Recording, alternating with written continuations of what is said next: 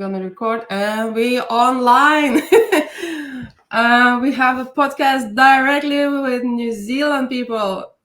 Kia ora. How you say hi there? Hiya. Kia ora. Kia ora. Kiola? Kia ora. Yeah. Okay, so I hope everybody will understand, since Lithuanian people will will see that English is not the first language, so try to speak clearly. I can understand you because we were walking Camino for I know a week or maybe more. So yeah, a few weeks. Yeah. So basically, I met Ed and Cindy while walking Camino de Santiago, the northern part, and then Ed and Cindy came back home, and Ed walked all the New Zealand. Is it from north to south or from south to north? Yeah, from north to south, which is about 3,000 kilometers. All right. So we're gonna chat about the trips, the big trips. And why people doing it, why you doing it, why I did it. I don't know. Maybe something come out. All right. So why did you decide to walk Camino? Do you remember? I think you were we'd kind of come to the end of our overseas working holiday in the United Kingdom. We were keen to go home. We had a wedding to go to in Southeast Asia on the way. And we were tossing up our options. What are we going to do before we leave Europe? What's something fun, a nice way to travel, get some outdoor air as opposed to the boring offices we'd been working in? Yeah. So we had 4 options, I think. We were going to catch a train across Europe and Russia. Mm-hmm. We were going to buy a van and go kind of backpacking or camper vanning around Europe and drive from place to place. Mm-hmm. We could go and do a working holiday on sailing yachts in the Caribbean. Or we could walk a long distance hiking trail. And that was where we landed because it was pretty easy to arrange. Yeah. And you get exercise out of it. It was cheap. It was sitting all day. Yeah. And we had visited Spain and we really liked it. And it's quite an achievement to say that you walked, across the coast of Spain on the border of, from one coast to the other. Yeah, on the border of Spain and France. on France to all the way to the other end. But not as far as you went, Egla, all the way to Finisterre. Yeah, but this was my 3rd trip of Camino, wow. I guess. So that was the last trip I did. I did 3 Camino de Santiago's trips. So it's pilgrimage for the ones who doesn't know about it. It's just like thousands of years. I think it started in the 9th century when they discovered St. James. I don't know that he's buried in this cathedral, or there was no cathedral, and they made the cathedral, and all the people who believed in I don't know, saints, they started flooding there from all over the world. So that's how the Camino was born. So now it just continues. Why you guys walked the Camino then? Because there are lots of motivations of people I met along the way. Some of them did for spiritual reasons. Some of them did for outdoor experience and just walking and hiking and enjoying the nature. What about you?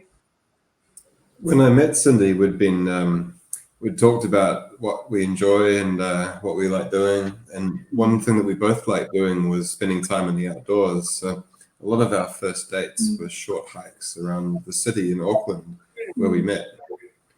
And then that progressed into longer kind of multi-day trips. New Zealand has some fantastic walks that take 3 to 5 days. You can stay in mountain huts along the way. So we did those, and then we we're keen to try something a little bit bigger. Yeah, we're Kiwis, we live in New Zealand, so Europe is just so exciting to us. And I think prior to walking the Camino, my longest hike was only 5 nights, and yours was 10 or 11, maybe. So we knew it would be a bit of a challenge in the organization and seeing Spain. And at that time, as I would say, we were just leaving leaving London. So we were between jobs. We wanted something that was going to be, not going to break the bank and cost effective and still let us see Europe while we were there. And we'd only been hiking before in English-speaking countries, so going to somewhere we could spend a bit of time in a different culture and learn a new language and be pushed a little bit to learn languages that we didn't speak. That was part of the appeal of Spain. Yeah, Edward was actually got like pretty proficient with very limited Spanish at like booking at like a private albergue, a night or 2 nights ahead. It was pretty amazing. It was great how on Camino de Santiago there are lots of people who either don't want to speak English or just don't know. So it forces people like us to have to learn a bit of the local language. Yeah. So did you learn some of the Spanish words? Dos birras, por favor, and like some other useful sentences? I said just 2 beers, please. It's all left my head now because I haven't used it at all for 5 years. But yeah, Google Translate is very helpful. Yes. Yeah. What's the difference between hiking in New Zealand and hiking in Europe? Yes, there is a language difference. What else? Is it like cultural shock a bit maybe? Or the climate is different? A lot different? I think the climate was quite comparable. New Zealand's quite temperate. It's not too hot and not too cold, and it gets a lot of sea breezes off the coast. And northern Spain was pretty comparable. I mean, we were there in July. It was a pretty warm month. I guess in the heat of summer, New Zealand's probably much like that temperature. Yeah. I guess I just remember, because we did it in July, it was just so hot. We were in the sun. You remember, like you have to wake up at 5 or 6 and you would finish walking by 2 or 3 p.m. just to get all your walking out of the way and taking all your breaks in the shade and things like that. But to answer your question though, I'm not as fit as Edward. Edward is just one of those natural I know. Yeah, you remember. But even then, I think in terms of terrain, I think the start of the norte that we did was like, you eased into it. And then it got a bit harder. But then the rest of it was like very manageable, like a lot of pathways, not too much in the bush. But like New Zealand hiking is like you're in the bush, like most of the walking anyway. Obviously, there's a variety, but if you're thinking about a generic walking track in New Zealand, it's probably harder than your generic walking track in the norte, from memory. All right. Yeah, like long-standing construction only really began in New Zealand 200 years ago, whereas that trail, Camino de Santiago, has been there for over 1,000 years. Yeah.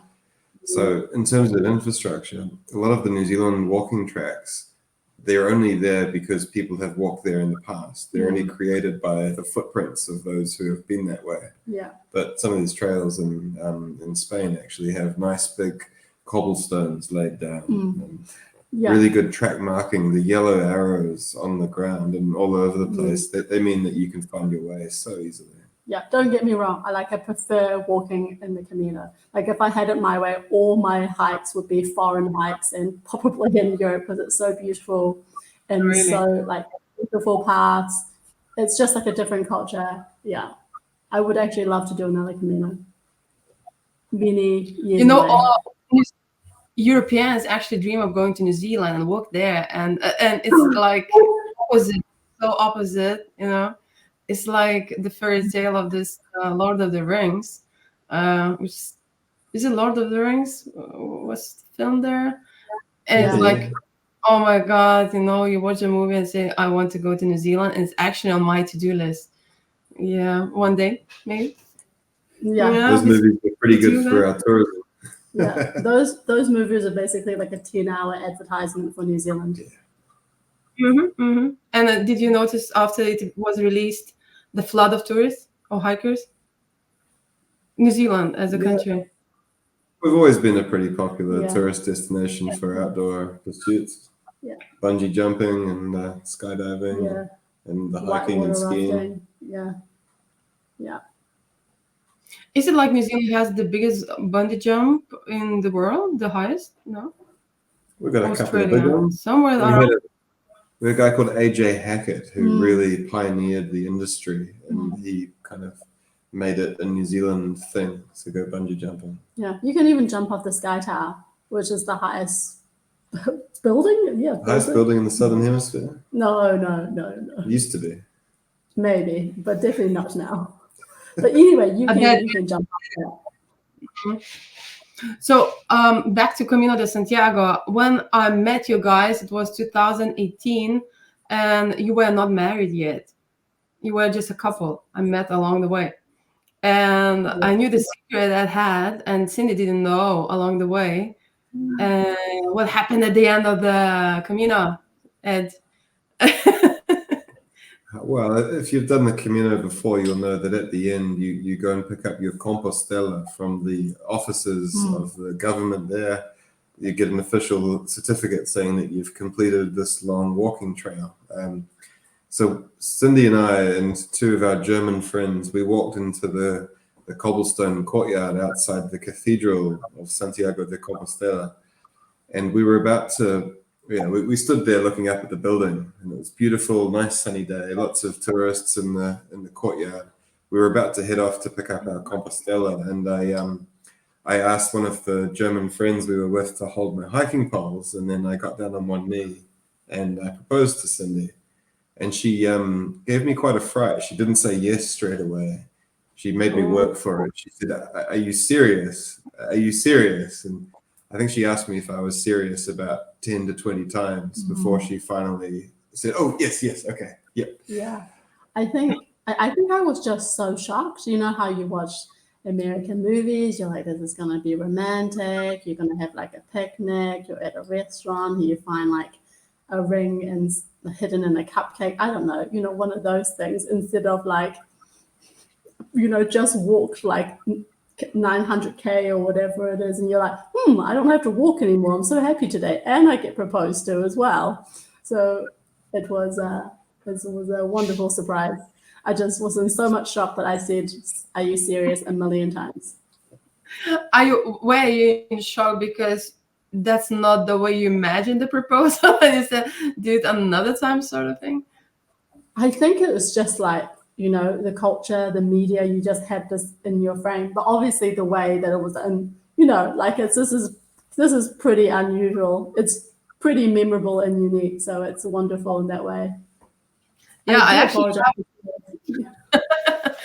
But at the end you got married and you have a kid, and one is on the way now, and congratulations. We got married before COVID struck. So we were actually on our honeymoon. We went from New Zealand to Fiji for our honeymoon. And then on our way home, we were hearing these rumors about a virus coming from China and didn't take it seriously. But then right after we got home, the whole world went into lockdown. Yeah. So that was January 2020. Yeah. Our last international travel before COVID. So you were managed to get your weddings and even honeymoon before the COVID. Wow. We were lucky with that. Yeah, just right before. Yeah. Awesome. So do you remember any adventures from the Camino de Santiago that you experienced? Because we walked for some time, and then our ways separated because I went inland more and you continue along the coast. So basically, actually, I have a map a bit here. So I bought it in Compostela. Oh, wow. Yeah. Great. So I don't know if it's hard to see. So we were walking. You were walking, actually. We started here, and we met somewhere along here. And then I went to the mountain side, and you continue along the coast. Is it the right way? Yeah. It's just opposite for you, as you see. It goes from east to west. So you continue somewhere here to Camino to Santiago de Compostela. It's quite a long way, isn't it? How many kilometers you did? 900. I did less than you. 900? I think we did maybe 850. Yeah. I feel like it was from memory. It was about 900, and we were like, "Oh, look!" But we did, little detours and many detours anyway. It was a very goal-driven guy. So I think if I did it myself, I would have gone like a lot slower and stayed in the cities a lot more. But I think, we wanted to do it in a good time.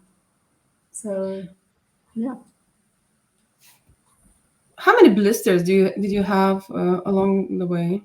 I think I had 2 or so. I don't think I had any blisters, but at one point I went for a run along the sandy beach towards the water, but there was a rock buried in the sand that I didn't see, and I stubbed my toe on that rock, and it ripped the skin off one of my toes. It was quite sore. Yeah. It was not fun. But no blisters, I don't think. Yeah, no blisters, but I definitely had, this is a bit gross, but definitely a bit of like a deformed toenail afterwards. But it's like misshapen, like a weird shape afterwards, because it wasn't very happy with dealing with the constant pressure. All right. Every day. So Cindy, before walking the Camino, did you have any experience by like doing walking, or you were like working, I think, in London in the office as a lawyer? Yeah. So so I was working in London, just your kind of office job. But when we were living in London, we lived relatively close to town. Well, the city. So I actually walked to work every morning, and it'd take me about an hour along South Bank. So that was awesome. I just love seeing, morning London. And before even moving to London, when I was living in Wellington, I would do maybe a 45-50-minute walk from my house. So I really like walking in the morning and listening to, podcasts or whatever. But that's a very different experience to hiking. Edward would convince me to go on some long weekend hikes, but no more than 5 nights. But that's in the wild in terms of New Zealand hiking anyway. That's still walking, 20 kilometers a day.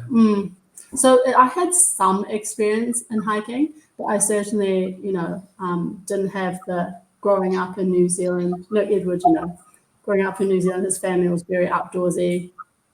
How old were you when you had your first hike? 6 years old. Yeah, so where I probably didn't go on a hike until I was at university, 20 something. Yeah.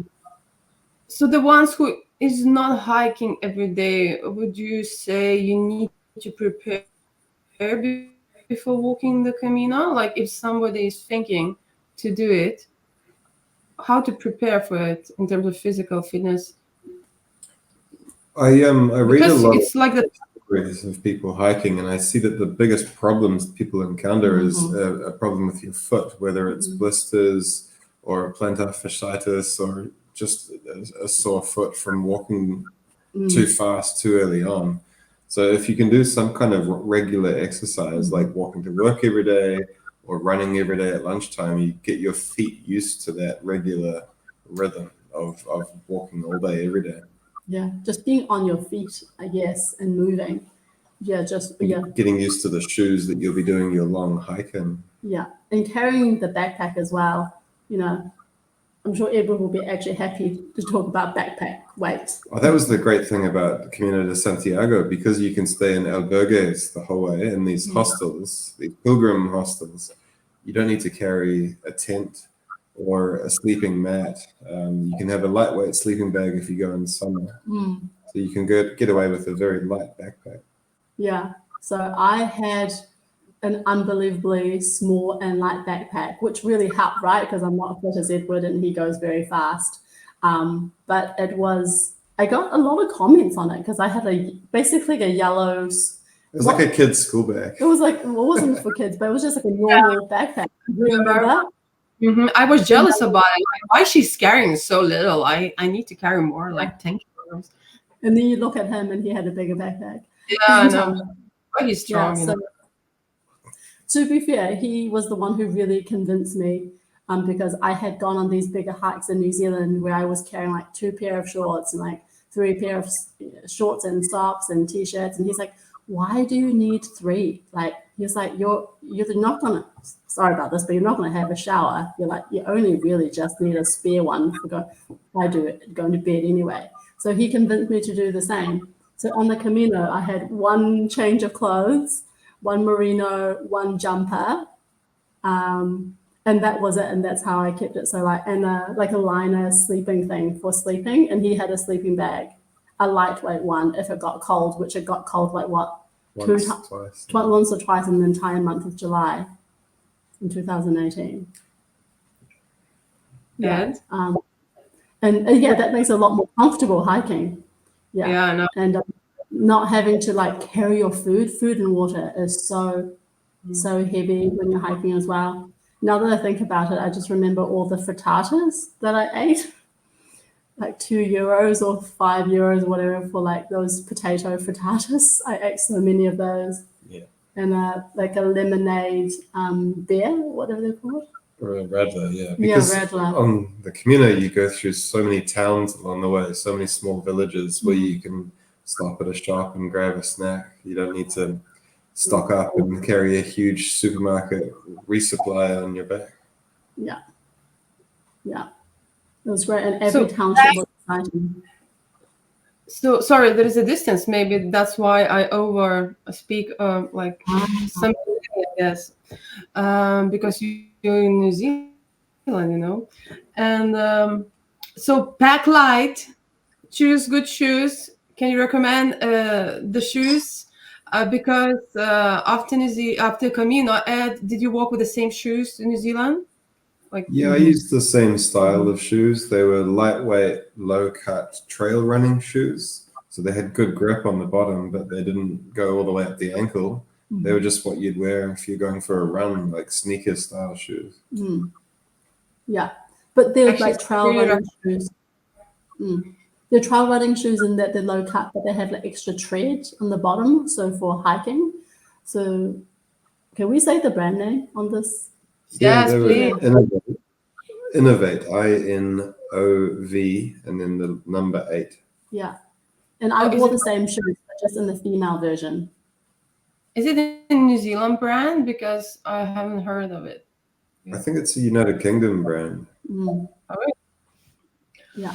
Innovate. Yeah. 8. Innovate. Oh, 8 is at the back. Innovate. 8. Okay. I'll check it out. And what else? What other advice could you give for someone who would like to walk the Camino?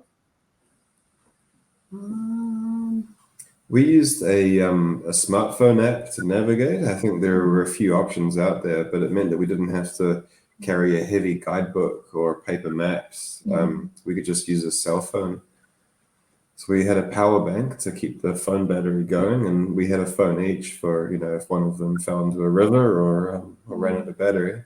But that was quite freeing to just be able to use your cell phone to navigate. Yeah. My advice would be... Sorry. You didn't follow yellow arrows then? You just were looking at the app? Well, sometimes the trail diverges, like when you went along Camino Primitivo to go over the mountains, the trail takes a different route. So you need to make sure you're on the right path generally.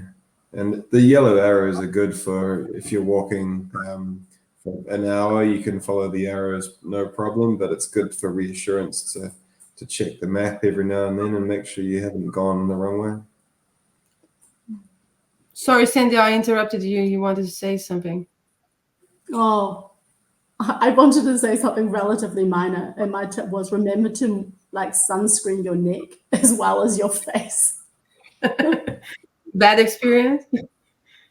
Just sunscreen. It's just so hot. It's July in Europe, Yeah, I was carrying an umbrella, so I could stay under the shade of my umbrella while I was walking. It wasn't for the rain; it was just for the sun.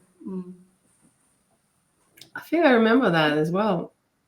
How is food actually for you guys compared to New Zealand? Is any big differences?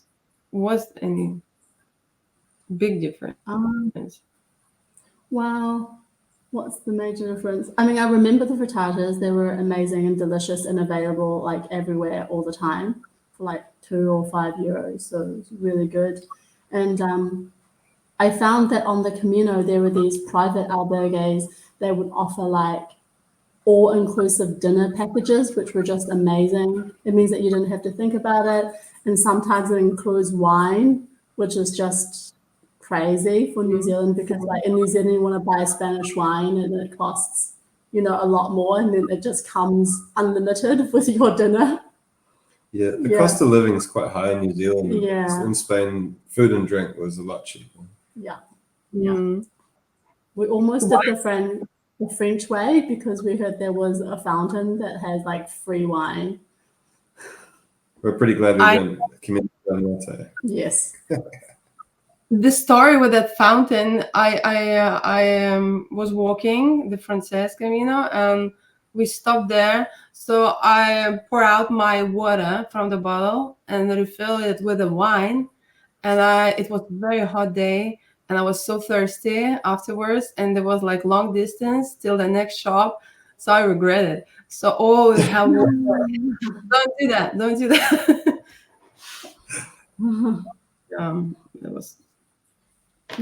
It was bad. So all right. And anything else you remember from Camino you want to just? Actually, I haven't thought about this in a long time, but we had quite a few, like not quite a few, but like a number of meals where we splashed out. We're going to this restaurant, and more often than not, they were like amazing seafood restaurants. Yeah, like. That's the good thing about being by the coast, is you've got fantastic seafood. Yeah, like scallops, and like we tried this barnacle feet. Yeah, gooseneck barnacles. Yeah, they were quite interesting. They look really weird. They look like weird. alien life forms, but they grow all around the world on like floating driftwood, and they're like these tube-shaped barnacles. And on the end, they've got a shell. Is it not octopus? No. It's more like shellfish, really. Okay. Yeah, we'll have to send you a picture. I think I've never had them before that or after that. But I also remember the octopus. That was amazing. Was it Galician octopus? That was like quite a delicacy there. Yeah. Yeah. So, since you're traveling a lot, they're like each one is like a small fingerful. They're really weird looking, but they're like seafood. That was weird, for real. I never seen this before, to be honest. Is it tasty? Yeah, they were delicious. Yeah. All right. Yes. You're still alive, so I guess it's not poisonous or something. We saw them in a New Zealand beach, kind of washed up on the shore, attached to a bit of driftwood. And we were talking about whether we should take some home and cook them, but we thought we'd leave that up to the chefs who make them for us. Yeah. Probably a special way of cooking it. All right. Every trip, since you're traveling, and I used to travel like pre-pandemic times, I guess, let's call it that way, isn't it? And unfortunately, and every trip, changing something inside of us. Like how did the trip change you? Not in terms like you got married, like it's from the personal level. Do you want to go first or shall I go first? It was a good trip, I think, to do together as a couple, because it made us quite confident that we can coexist very harmoniously. We're a good team. We work together. We can problem solve. Even when we're kind of sweaty and dirty and tired and sunburned, we got along really well and had a great time together. So, yeah, I think we definitely learned a lot about each other on the walk. Yeah, I think for me, like as I'm just turning it in my mind now, I think it's the fact that I feel like I didn't think that I could be able to do it. I'm not sure if I talked to you about this at the time, but there were before halfway, there were many times which I said to Edward I really wanted to quit, because it was really hard. Like it was walking every day in the hot European sun. And I think the beginning of the Norte was a bit harder than the second part as well, because there was a lot more in the bush and in the mud, and it rained, and we were going fast. And we were going fast, yeah, and there was lots of up and downs. And I guess I wasn't as fit, right, in the first 2 weeks, because you get your fitness pretty quickly because you're walking every day. So I felt like I had like a little bit more self-belief and like confidence in like the fact that I've achieved it and I've done it. And that was what was really on my mind and focusing on my last day. And then I got another surprise. It's a metaphor for any problem, right? If you start at the beginning of a 4-week hike and you look at how far you need to go, it's a long way, but you break that down to smaller chunks and take it day by day, and you just focus on getting to the next day's accommodation. Suddenly it becomes a 1-day problem instead of a 4-week problem. Yeah. It's something you can apply in life as well, isn't it? If you want to achieve a bigger goal, break it down. Yeah. All right. And do you have Camino magic along the way? I talk with lots of travelers, including I experienced it myself. Like you just so in tune with the nature. This walking is just like meditation, sort of, and you just think about the thought. I want an orange, and just an orange tree appears in the next like kilometer or so. It's just like magic. It was like simple things, but one day I wanted like headphones, and I met one guy who was going to the store to buy headphones, and he gave me his old ones, and it was the same day I was thinking about the headphones. It's like, did you experience something like this along the way? We did. There was at least one point where I was, like I said, it was very hot and I got very thirsty, and sometimes water would run low. There was one point where a farmer gave us some water, and I honestly thought he was just like my favorite person in the world. There were so many helpful people, so many locals who will help out the walkers, even just by putting a table outside their house with a big jug of water in it. Yeah. There was one time my drink bottle was running low, and I was looking for a tap, and I heard a friendly voice say, "Un poco de agua?" And that's right. I didn't know at that time what he meant. He was saying, "Do you want a little bit of water?" But I didn't understand Spanish, so I just smiled and waved and kept walking, looking for a tap. So it was my own lack of Spanish that let me down there. But I think we had lots of nice little experiences along the way. Yeah. There was, I know this is a bit random, but there was one time when we were walking on a path that was up a hill, and we were completely surrounded by sheep. No, goats. Oh, goats. With bells under their collars. Yeah, and it was just like so loud walking along all of these goats for like 10 minutes or something. Edward's got a video. Is that long, 10 minutes? You hear the bells? Yeah. I heard them a lot along the way. Oh, wow. Did you you still have these videos from Camino and pictures? Yeah, we've got a few. They're all on my Instagram, but yeah, I put a few of them on my hard drive because photos take up so much space on your phone. You've got to clear the space out. We should really get a book made of our Camino photos. It'd be nice to have a physical copy of those memories. Yeah. Like the photo of us walking after we crossed the train tracks, like going like this, that was great. I have some photos with you guys as well as the memories. So back to that, what you just said, what you have learned. So you recommend to the couples who want to get married, maybe, to go to the Camino to test their relationship? Would you advise that? If you're already into hiking, absolutely. I probably wouldn't recommend it to people who have never been hiking before. It's always good to ease into anything, like ease into a relationship, ease into hiking. But it was fun to do together. Yeah. And it's quite, I mean, you remember this, it's quite like a malleable thing to do. It's not like very strict, you know, and you do, you can just take it easy if you want to. You can stop there for lunch if there's just two of you. Yeah, it was great. And now is the question for Ed. When did you decide that you will go back and walk all the New Zealand? Like, that's not crazy idea at all. Like, after 900 kilometers, you still wanted to walk more. And how long did you get rest before that, between the trips? I think I decided to walk Te Araroa, the New Zealand long trail, in maybe 2017. So a year before we walked the Camino, I had intended to do this big New Zealand hike.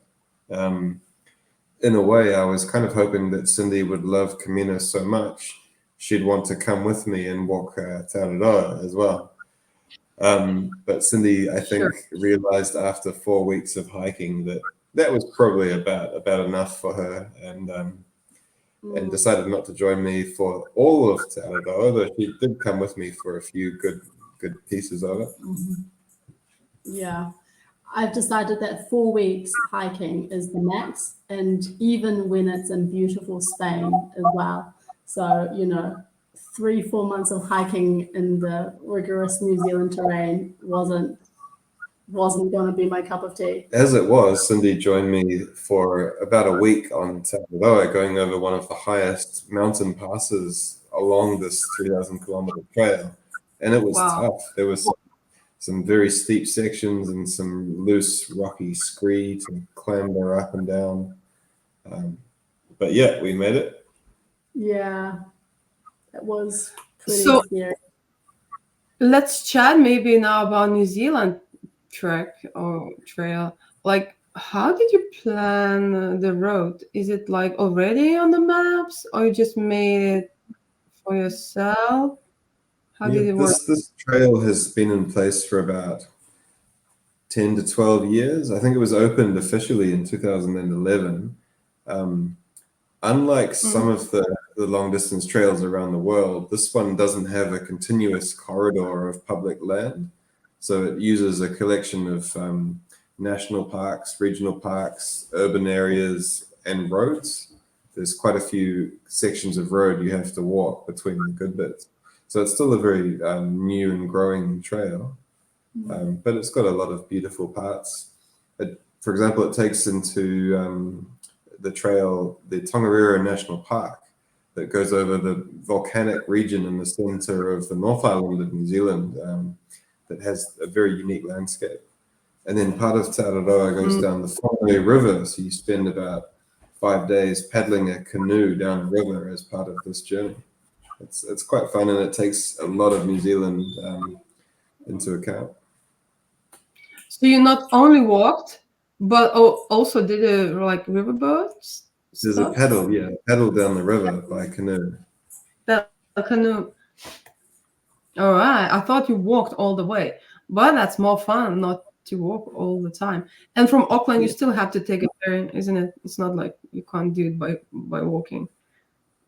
I mean, New Zealand is such a coastal country. It's an island nation, so it has lots of major estuaries and rivers. And as you go across Te Araroa, I think there are probably about 6 river sections or oceans or lakes where you have to get a boat from one side to the other. There was one part on the Camino de Santiago where we had to get a very small boat to cross a river. I guess it's like that, but on a bigger scale. Like you have to go between 2 islands of New Zealand, from the North Island to the South Island. How long did it take to walk from north to south, like in terms of days? It was 110 days, and I actually finished on this day 5 years ago. Really? Yeah. So like wind the clock back 5 years today, and good timing for the. And how was the feet, or like how was your physical shape? I mean, either were you in the best shape of your life? I think so. Either you was were probably so in exhausted. peak physical condition. I ran a half marathon shortly afterwards, and I got a pretty good time. I thought this will be my first and last half marathon because I'm not going to beat the training that I had for this one. And Right. I know, yeah, Cindy? I think I'm going to say goodbye. Thank you for having me. See, I Talk to hope you you catch up sometime. It's nice talking to you. Good night, good night. See you It's soon. actually 11 in the morning in Lithuania, and it's what? Oh, I see the time. The clock behind you is 10 almost in New Zealand in the evening. 10 to 10. Yeah. Big difference, isn't it? But good to catch up because we can do that anyway. So, what was the best highlights while walking the New Zealand? What do you remember? There's quite a few sections of Te Araroa where there's no real trail to follow. So instead of following the trail, you just walk down a river or a creek or a stream, and you're just following the natural course of the waterway. And you get deep into the New Zealand bush, and the trees will form a big canopy overhead. Maybe you'll see an eel swimming down the river, and there's always lots of native birds flying past you, like the tui or the big wood pigeon, the keruru. And you're in the middle of nowhere. You've got no cell phone signal. Your feet are in the water, cool breeze blowing past, and it's a magical place. You really get that Lord of the Rings feeling being out there in the bush. So some parts you were walking with Cindy, but did you do this alone? Because I think there was a friend of yours or someone walking with you at some point as well. Yeah, there's actually a friend of Cindy's. Cindy and I were living in London in 2017, and these guys, friends of Cindy's, came to visit us, and we got talking about plans for the future. And I said, I'm going to do this big long walk. And I told the guy about it, and he thought about it for about a second. He said, yep, count me in. I'm keen to come with you. He'd finished high school and then gone straight to university and then gone straight into a job, and he hadn't really traveled or had much time just for himself. So I think he was looking for something to change his routine, something new and exciting. And luckily for him, he found someone who was more than happy to take him along for the ride. He hadn't done much hiking before, but yeah, I like this guy, and we're still good friends even after 4 months of hiking together. So yeah, it was very good fun. Did you have any like adventures? Well, sometimes some troubles happens. I mean, and sometimes just some help comes, or like I don't know, injuries, like something extraordinary. We were pretty lucky with injuries. We didn't get injured along the trail, although because I had the benefit of walking Camino de Santiago in July and then starting this trail in September, I was quite fit and I had feet that were tough and ready for walking. But that also meant that I was trying to do big distances early on. I was happy to do like a big day from day one, whereas this guy had come out of an office job, so he wasn't quite ready to go as far and as fast. And maybe I pushed him a bit too hard, because after the first week, he had a blister on every toe. So we had to slow down, take some time, let the blisters heal. He'd soak them in disinfectant so his feet didn't catch an infection. But after that, it was smooth. How many kilometers did you walk per day? Like Camino, I think it was like 30 kilometers and more, sometimes 40. What about New Zealand? Because it's longer, 3,000 kilometers compared to 900 in Spain. Yeah, we were doing less per day because the trails aren't as nicely formed. You're not walking along footpaths and proper walking tracks. You're literally walking along a river or through a muddy jungle or over rocks, like big rocks, all day. So you go a lot slower and you cover less distance. I think our biggest day was 55 kilometers all in one day. and that was 11 to 12 hours of hiking. Wow. But you had to carry the tent with you and all this gear, like a survival kit, basically. It's also heavier backpack than you had in Camino. Yeah, you have to be fully self-contained, so you need to be able to set up your own tent and spend the night there. And if the weather drops down to 0 degrees Celsius, you need to have enough warm clothing to cope with that. What was it, summer in New Zealand then? Yeah, peak summer in New Zealand tends to be sometime around January. Like right now, it's really warm. So yeah, I walked the trail in the hottest time of the year. Yeah, it's opposite there. It's like if I look now through my window, I see snow. It's like it's summer somewhere nice. We go to the beach on Christmas Day. When it's Christmas time here, it's time for the beach and the barbecue. That's strange, isn't it, for you as well? Oh no. Yeah, when we were in Europe, we had a white Christmas in Scotland, which was quite nice. It snowed, and it was a bit of a change.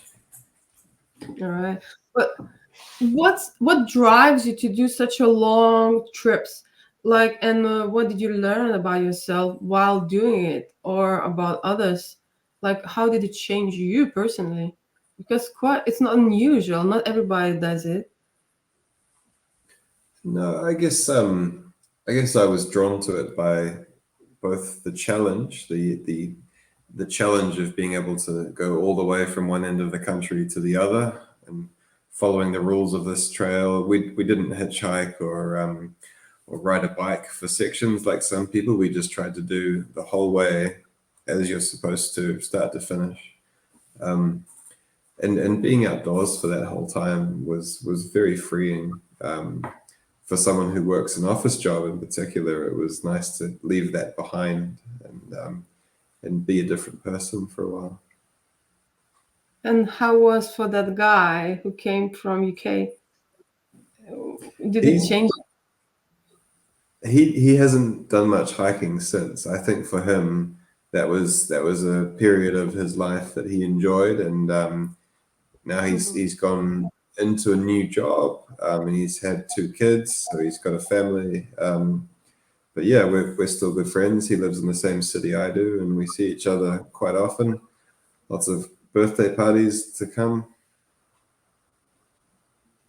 But you live in Auckland now, isn't it?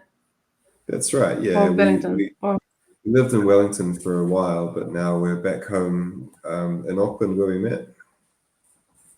Awesome. So do you have like some future plans for these major trips, or it's over because you will have 2 kids, to take care of now? One is on the way. Yeah, we'd love to walk another Camino. We've been talking about the Camino Português, which is 2 weeks along the coast of Portugal. We've been reading some blogs about families that do these long distance hikes with their children.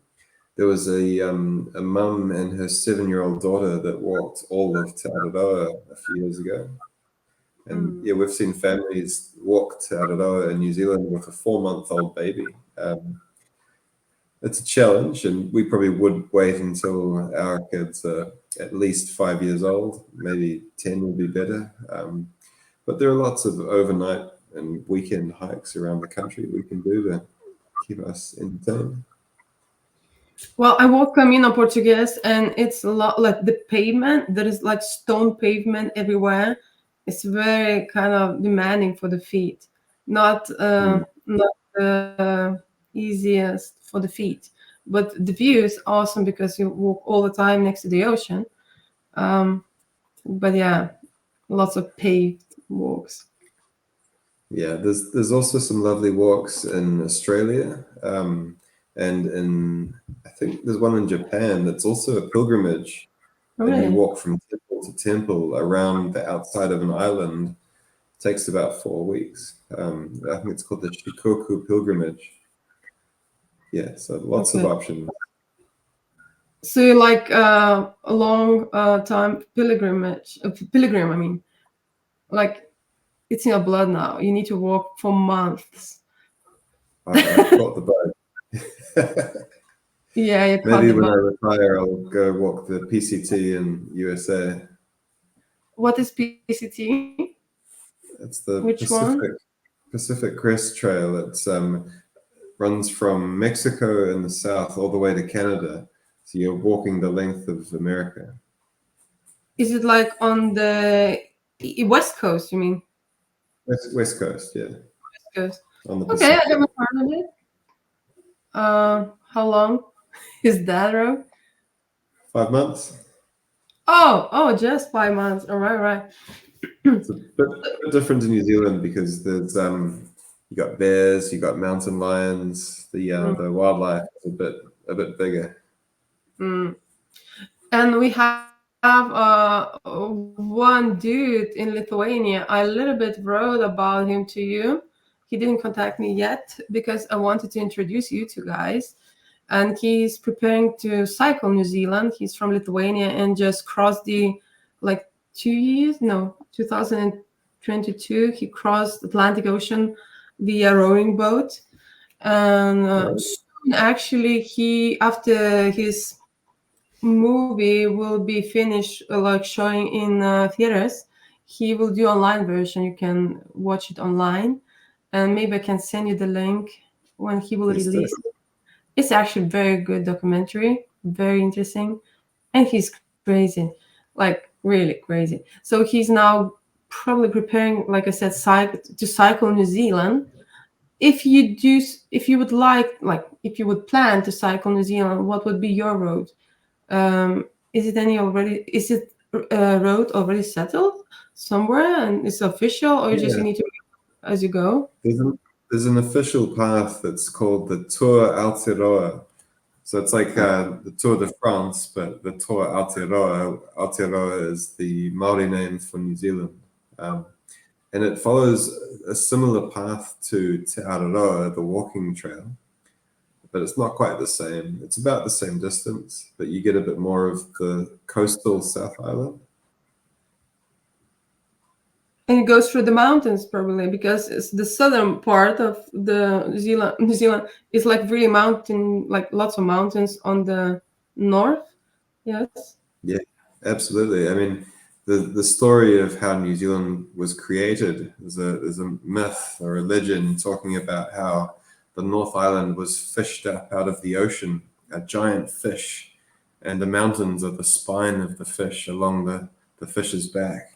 So it's it's a very mountainous country along a fault line. That means we have a lot of volcanoes and earthquakes. Oh, that's scary. Do you experience earthquakes like every month or rare? Not in Auckland, but we used to live in Wellington, which was right by the fault line. So yeah, there were earthquakes once every month or two in Wellington. Usually just little ones that don't do anything. Here in Auckland, we've got volcanoes though. In the city, there are 30 volcanic cones, all with big craters, and they all exploded in various times going back in history. It's like in the town? All through the city, yeah, there are little volcanoes, maybe 300 meters high. There's one up the road here. It's next to my house. Yeah. It's a old volcano. Oh, not that. They're all dormant. Are you sure? Yeah, apparently they're still sleeping. They might wake up one day. Yeah, because you're volcanic islands. I mean, New Zealand is still volcanic in nature, isn't it? Yeah. All right. So, anything else to conclude this whole conversation? What would you say the best part of traveling, if there is someone listening and is scared to go out there in the world because it's a scary world? You see the news, it's like really scary, but it's actually not, isn't it? Once you start traveling, what is the worldview now for you, and what the words of encouragement you can give to someone who is afraid to get out of the house and see the world? If you're worried about safety, you're more at risk of death or injury crossing the road. When you get out into the great outdoors and you're out there with other like-minded outdoorsy people, you're safe as long as you take appropriate safety precautions. But you can have such fun. You can have such a fantastic time. And I think one of the best moments in any trip is when you get to the halfway point and you realize that it's physically difficult, but you've made it this far and you can make it to the end. And by the time you get close to the end, you're having so much fun, you start planning the next outdoors trip. This is like you finding your own courage, basically, through traveling. That's what you say? Yeah, you get to look inside yourself and see what kind of person you are and prove to yourself what you're capable of. Yeah, I also encourage everybody to get out of their homes. And it's not like you can meet so many good people along the way. I met, like, compared to how much I travel, like maybe few who wanted to sell me something or cheat me on prices, like somewhere in India, for example. But overall, people are good in nature and they want to help all the time. So don't be afraid. Do you feel the same? Yeah, you hear some pretty cool stories. So thank you so much for joining me, like today live, but it will be recording for others. And it was really nice to catch up with you. And Cindy, Nice to catch up and reminisce, Egla. Thanks for calling. Let's chat more at some point. So thank you very much for conversation. Any last words before we say bye to everybody? Yeah, just get out there and do it, See you in New Zealand, sort of thing, yeah. Advertise your country, say, come to New Zealand, it's awesome, and and you experience what I experienced. Yeah. Okay, I'm just chatting up. So thank you again, and best wishes to Cindy and your girls. Basically have a good life, and I hope to see you soon. Cool. Bye bye.